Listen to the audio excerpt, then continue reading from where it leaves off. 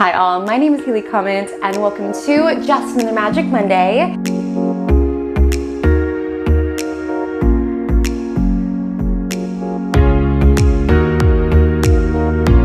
Your cosmic overview to the week ahead, what the planets are doing, and how you can prepare accordingly.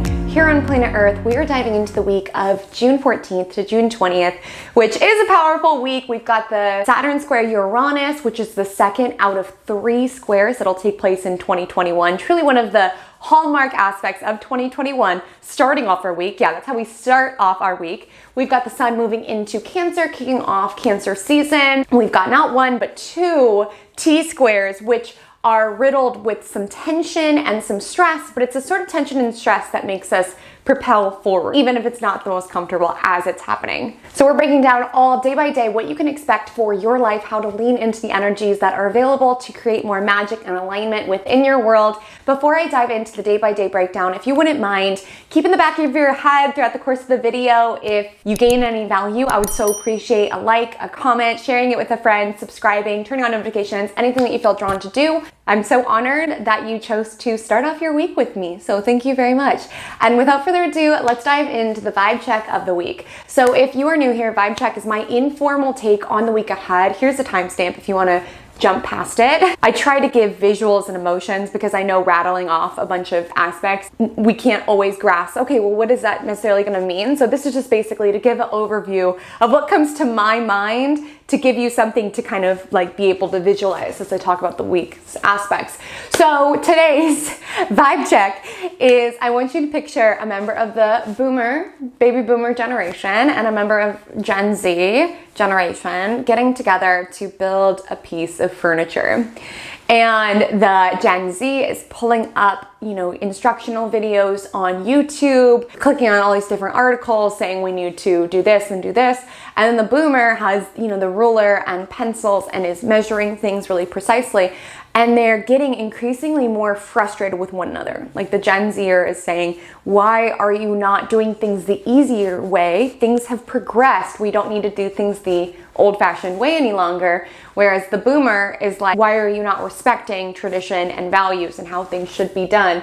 And they're not seeing eye to eye because they just have different mindsets on the matter, and neither is willing to budge. Like the Gen Z is not willing to accept the tried and true methods of the boomer, who's maybe built furniture before, and the boomer is not willing to innovate their practices to adapt to a simpler, more technologically advanced method of getting the dresser built. So it's the same goal, but different mindsets and some frustration. So here's why that particular imagery popped into my mind. So there's this clash this week between what's old in our life and what's new. And this desire to want to rebel against systems and structures, that's Saturn, that no longer align or work for us. Now, there are so many collective implications of Saturn square Uranus, and I do try in Magic Monday to make this more personal, how you'll feel this within your world. So it's almost this clash around wanting to break out or free yourself from structures that no longer make sense or no longer work or that you no longer have respect for. This Saturn square Uranus, which plays out all year, it's not just this week, but I do want you to think back to February as that was the first square, okay? So it's almost this energy. Uranus wants to break out of any box, whereas Saturn's like, this is how things have always been done. Why are you breaking out of the box? This is the methodology. This is the life you should live. This is the way you should go. But it's almost like we're looking at our lives and being like, this is all ridiculous. I'm not gonna just respect this just because you say to respect it. These values are not aligning with me. This vision that this person has for my life doesn't align with me, even though it's the right thing and the responsible thing to do. I'm gonna break out and rebel and be my own person. And it's sort of this energy between, there might be something new that's permeating within your world or this freedom that you want to embark upon. And this almost anchor, it feels like, connected to tradition and values and what you should be doing. Now, there's nothing wrong with tradition and values, but there is something to be said about innovation. And with Saturn in Aquarius, it's about really innovating these structures. It's really about parsing out responsibilities and obligations that just no longer make sense in our world. And you could be, wanting this new start within your world and still feeling tethered to what's old and what's outdated. And there's this clashing energy between not feeling like you have enough energy to do it both ways. So like in building that piece of hypothetical furniture, do we have time to both measure all the exact, pieces of wood and to like watch all YouTube videos and get advice from all of these people and to leverage, our technological savvy way? There's this feeling that we don't have enough time for both. So you could feel caught between what you are expected to be doing or what you thought the direction of your life is going to be, and then suddenly having these desires to go in an entirely different direction. And between wanting to respect what's, tried and true, what's the responsible thing, but also feeling really constricted and also feeling low on time, low on resources, and just like, I want to break out of it.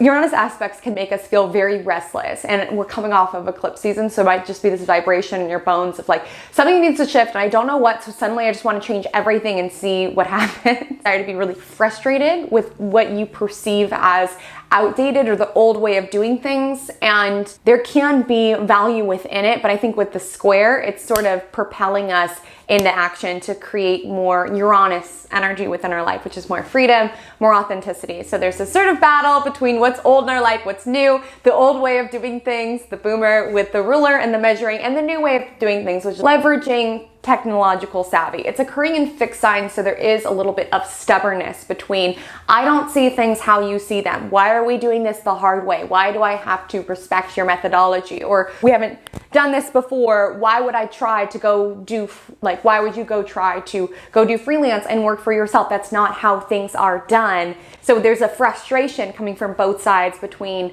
what's old and what's new, and the old trying to maintain authority and maintain the status quo, whereas the new is like, that doesn't make any sense. There's a better way of doing things. Let's find more freedom within our world. So the second one takes place this week. It is, there's a lot to be said about it collectively. I do try Magic Monday to mostly focus on personal implications. So just notice where you're feeling frustrated, where you're feeling restless, how you want to choose more authenticity within your world and let go of the status quo or what other people, said for you, how you're sort of clashing with authority figures, structures, businesses, and sort of butting against like really silly bureaucratic systems of doing things where it's like, this doesn't make sense. There's an easier way of doing things. Let's catch up. It's 2021 and it's like Uranus is dragging Saturn. So expect some of that frustration energy to sort of be permeating the week. And we do have 2 T-squares this week. The first of which is when the Leo moon activates that Saturn square Uranus that occurs earlier in the week. And then we have a mutable T-square which occurs on Thursday of this week. And what you need to know about T-squares is, yes, it is tense. It's conflict, it's clashing. But what's also interesting about T-squares is it's very rare to find someone or find a natal chart of someone who is successful without having some T-squares. Because yes, T-squares are stressful. They tend to be, sort of conflict. When you have someone who has T-squares within their chart, they can feel at battle with themselves. They can feel all over the place. Not always the easiest placement, but they tend to do things. They tend to achieve things because square is about taking action. The energy associated with the square aspect in astrology is Mars, which is action, assertion, right? Going after what we want. And what makes you rise up to action as much as a conflict, right? So when we have T-squares in the cosmos, yes, there might be some tension, but it's also this sort of energy where it's like a boomerang. It's like being really frustrated and then just like exploding. I mean that in terms of taking action and getting what you want. Like you might not like where you live, but you're just chilling there, and then finally all of a sudden that there's like roaches there. That moves you into action pretty quickly in finding a new place, right? Sometimes we need less than desirable situations to sort of make us like spring to action and take action, and these T-squares are sort of it. So although it is sort of tense and frustrating, it's sort of the energy where we're being called to take action. So let's break it down day by day. All times that I mentioned throughout the course of this video are PDT. I am located in San Diego. Please adjust to your time zone if you are not on the West Coast. So Monday, June 14th is that Saturn-Uranus square. Leo moon's coming in, kicking it up. And keep in mind, Mercury is still retrograde. And when we have a fixed T-square, like I said, it does make us like rise to action. But this isn't the time to necessarily like mouth off on someone. Like in my hypothetical Boomer Gen Z furniture building thing, this sort of energy where you're just frustrated that you say something that's meaner than you intended. And then since Mercury's retrograde, we have to sort of review that in a little bit. So it's like, just because you're frustrated about furniture doesn't mean that you had any right to call that person old and decrepit. Like it just wasn't it. So just be mindful of your mouth on Monday. Just with Leo moon, there is a desire to want to express ourselves, be true to ourselves. And with the square to Uranus and Saturn, I mean, it's frustration. It's feeling boxed in by outdated systems that don't serve, and also this power, restlessness, and this desire to sort of run away from it. The energy lightens towards the end of the day when the Leo moon does sextile Mercury in Gemini, which is retrograde. So if you do have to have a conversation, that's probably when I would do it, because there is a helpful energy where you're able to be really authentic and heart-centered. That's the Leo moon, and express it in a very articulate, eloquent way. That's the Mercury in Gemini. The Leo moon will also sextile Sun in Gemini, another harmonious aspect, on Tuesday, the 15th, at which point it is void. So when the moon's void, important tasks we must avoid. So Tuesday's void moon is 10:27 to 8:02 p.m. So void moon in Leo, I mean, Leo is a really fun energy, and when it's void, it's just considered not a very opportune time to take on really important tasks. Like, it's sort of like pitches that go ignored, or artwork that you aren't happy with, or a proposal that you make that your boss didn't need after all. So not everyone can just, take off from work and go to the beach. But if you can take off from work and go to the beach, that is the energy. Leo moon wants to play. And with the moon being void, it's not like we're going to be too terribly productive anyway. So Leo moon supports creativity, playing under the sun, going to the beach, celebrating life and celebrating yourself.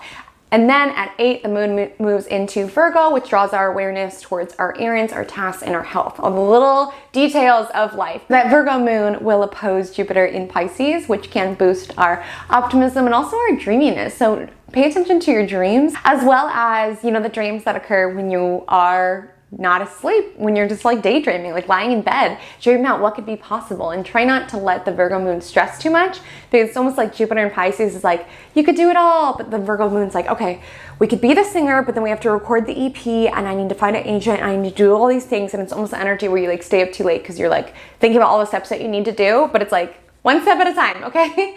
On Wednesday, the 16th, great day to tackle all of that work that you didn't do on Tuesday, as the Virgo moon makes a supportive trine to Uranus and Taurus, which can also embolden our creativity and our ability to take our creative ideas and ground them down in a very realistic and tangible way. So this is a great day for any sort of creative work that you need to do, any sort of, like graphic design or copywriting or writing in general, because Virgo moon likes to feel busy. It likes to have tasks. It likes to check off things on the to-do list. And with the trine in Uranus, it's having our mindset think of things in a new way and infuse our work with some creativity. The Virgo moon does kick up the Mutable T-square, which exacts on Thursday, the 17th. And it's the Gemini sun, it's the Virgo moon, and it's Neptune in Pisces. Now, Virgo moon loves to overthink, loves to think of every possible thing that could go wrong and how it could go wrong. And when it's being emboldened by Sun in Gemini and Neptune in Pisces, there is like no limit to all of the things that we can stress around. So just be so mindful around being super paranoid, really suspicious, really stressed about the future on Thursday. With the Neptune involved, we could just be in a very emotional headspace and not really able to take a logical, practical look at the situation. Like when we're emotional, we are just like purely in our limbic system, right? Like our fight and flight. And we're not the most logical and rational. And, both Gemini and Virgo tend to overthink things. With them aspecting Neptune as well, there's this energy around visualizing and fantasizing about the worst case scenario, or like stressing about these things that we don't have control about, stressing about what our next job is going to be, what's going to happen in 3 months, how our health is. It's like almost going down this deep tunnel, just like overthinking and just like dreading. Just be mindful if you notice your mind going to like a deep dark hole, just pulling yourself back and be like, okay, ground down into my body, one problem at a time, one thing at a time. I do not need to stress about what's going to happen 5 years from now. Let me just bring it back to what's happening right now. There also could be a visceral or emotional response to what's happening like in the news, and like having that really pull at our emotional heartstrings, and being in this almost frantic state a little bit on Thursday. Breathe, come down into your body. Seriously, yoga, meditation as a natal Virgo moon. That is the way to get through Virgo moons. Please do yoga on Thursday. Just breathe, come back one problem at a time. Virgo moon will try to, skip you forward 10 years about things to be stressed about way down the line. Just bring it back. What's happening right here? What's happening with your senses? What do you see? What do you hear? What do you smell? What do you feel? The moon will be void on Thursday at 8:54 p.m. to Friday at 1:54, at which point it enters Libra. And the mood chills. Thank goodness the mood chills out. This is the energy when the boomer and the Gen Zer are finally making progress. The Gen Zer, convinced the boomer, like, let's look at this YouTube video, could really help us. And the boomer actually found value in it. And the boomer is showing the Gen Zer how to measure and cut all the wood themselves. There's this harmonizing. They're not exactly seeing eye to eye, but they're willing to sort of work together. Friday is great in working with people. It would also be really great for any sort of visual or creative work, as well as the Libra moon is attuned to what is beautiful in their environment. Sextile Mars and Leo is a little bit more creative and a little bit more empowered in asserting oneself. So there really is this nice balance of being cognizant of others' desires and their needs, but also being emboldened, being your own self, and having your own mindset and input. So Friday is really productive. We're in the mood to get along. And then on Saturday, we have this nice grand trine, which is a harmonious flow of energy between the Libra moon, Mercury in Gemini, and Saturn in Aquarius. So all three of the air signs are working together, which is really great for any sort of connection, any sort of learning, any sort of laughter, honestly. If you think about the quality of air, if we were all in a room, which we're not because, social distancing, but if we were, what would we all be sharing? Air. We'd all be breathing in the same air. When we have an air grand trine, we're a little bit more able to connect with individuals. We're a little bit more social. We're also able to be a little bit more objective, a little less emotional, right out of the emotional spiral of Thursday, and be like, okay, let's break this down a little bit more logically. Let's see what Susie says about this. Let's see what Michael says about this. Let's laugh about this. Honestly, Saturday would be a great time to laugh. As the last day of Gemini season, do something to celebrate and do something to laugh, honestly. Like Mercury retrograde, please comment below your Mercury retrograde horror stories. My car just keeps breaking and it's so frustrating. Like I had to get new tires. I don't even know what's wrong with my car right now, but it sounds expensive. So I'm just not dealing with it until Mercury is direct again. Comment below your Mercury retrograde stories. What's came up for you during this time? Because what Mercury retrograde and Gemini have in common is that they're both very trickster energies. And sometimes when things are so frustrating, you just have no choice but to laugh about it, right? Like when the light came on after I just, put more money into my car, I was like, what can I do? I just giggled. What can you do? And laughter can be healing, honestly. It just reminds you not to get so, frustrated or worked up around things that we can't control. Cough, cough, Virgo moon, cough, cough on Thursday. And to sort of just be a little objective around, just laugh and be like, okay, this is kind of at least a little bit humorous, a little bit comedic. I can take this opportunity to laugh. So Saturday, great time, spend time with friends, watch a comedy, watch that YouTube video that makes, your sides hurt from laughter, no matter how many times you've watched it. Do something to sort of celebrate Gemini season, which is to be a little light with our life, to be a little curious to what comes next, to be able to connect with other individuals, so on and so forth. In the midst of that air grand trine, which we are in the mood to connect and collaborate, there might be some internal dread or like feelings of dread just with the square to Venus in Cancer, as well as the square to Pluto in Capricorn. There feels like this energy of almost concaving into oneself. Like if you're going down a tunnel and you're just like, and I can't do this and I can't do this, and just getting more and more intense or dramatic with things. It's almost like this energy of like really coming inward, just like reflecting like, oh my gosh, I'm not this enough, and my life isn't gonna look like this, and I'm planning for my life in 5 years. Allow yourself to get out of that by just like connecting with other people, talking with other people, even if it's like journaling your thoughts down, meeting with a therapist, something that takes that internal spirals of dread and turns it into words, which by extension turns it into logic, which by extension allows you to see it from a more objective angle rather than just stewing in your own doom. The moon will enter Scorpio at 4:58 a.m. and the sun enters Cancer at 8:32. So we have this move into watery energy. And something I want you to be cognizant of this Cancer season is what anchors you when you feel lost at sea. And if you reflect back on this, challenging, difficult year and season that we've all been under, what was it that held you down and like sort of grounded you and made you feel safe? And I ask this because Cancer is very security seeking. They want this feeling of safety, right? This is why it's associated with home. It's like, where else do we feel the most safe than at home? Family, roots, ancestry, nostalgia. There's really this desire to want to root down, to feel supported, to feel safe. And with Jupiter retrograde occurring the same day, there is this internal reflection around what is it that gives me meaning? What is it that gives me purpose?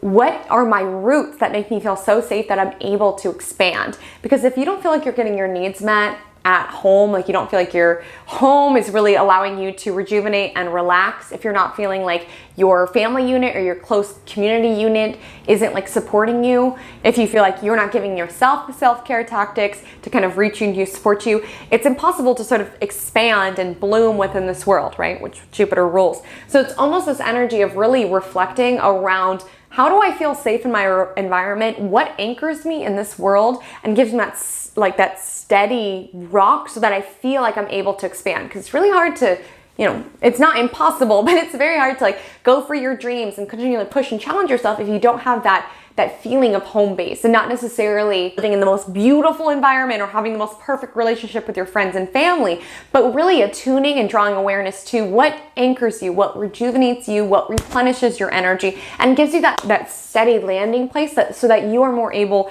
to go out and to accomplish your dreams and go after what you want. So these do feel correlated to me anyway, but with Cancer Sun, happy birthday to all of my crustaceans out there. We adore you for your emotional responsiveness, your ability to nurture all of us in the zodiac. And with the Cancer moon and moon in Scorpio on Sunday, expect the feels to arise. Expect the feels to arise for sure. And what's interesting is when the sun's in Cancer, the sun is answering to the moon. So the mood shifts every 2 to 3 days. So you might notice you are here and you're up and you're down and you're just all over the place. And that's why I call Cancers, they aren't emotional, they are responsive, right? They respond to stimuli, but you can notice your emotions are responding a little bit all over the map. And the moon will be in Scorpio on Sunday, so there can be an intensity to go very deep into what it is that you are feeling. There is a soft trine to Jupiter in Pisces, which sort of uplifts the mood, so it's sort of like going deep into the beliefs that sustain you. Again, that rock for you in your life. That could be spirituality, that could be your environment, that could be your circle of friends, that could be certain tactics that you integrate into your daily routine. Something that you do for you that allows you to feel safe, have that resting point so that you feel more able to go out and to accomplish your dreams and do all the things that you want to do. So with Cancer season, it is drawing some awareness to our roots, what anchors us, what grounds us, and with Jupiter retrograde, what gives us sort of meaning and purpose so that we want to sort of expand our reality. There might be a little bit of tenseness with the Scorpio moon squaring off with Mars in Leo. Again, 2 fixed signs. Scorpio moon has a stinger. Mars in Leo won't back down. So this is a battle that you might not necessarily be able to win. And Sunday's also Father's Day. So happy birthday to all of the fathers out there, especially mine. He's so sweet. He always watches Magic Mondays. So I love you, Dad. Thank you for watching. And thank you all for watching, whether you're my dad or not. Friends, the secret word of the day, if you made it to the end of the video, I do this every single week and you get bonus points if you can use it within a sentence, is unicorn. So the word of the week is unicorn. If you gained any value in this video, if you could like, comment, share it with a friend you think who would enjoy, subscribe. If you want to join me every single Monday, I would be so honored. Give me feedback, any and all. This is new to this platform. I'm always open to shifting it to make it the most valuable that it can be. My Instagram handle is @HaleyCometAstrology. My TikTok is the same. And until we meet again, drink lots of water and stay magical.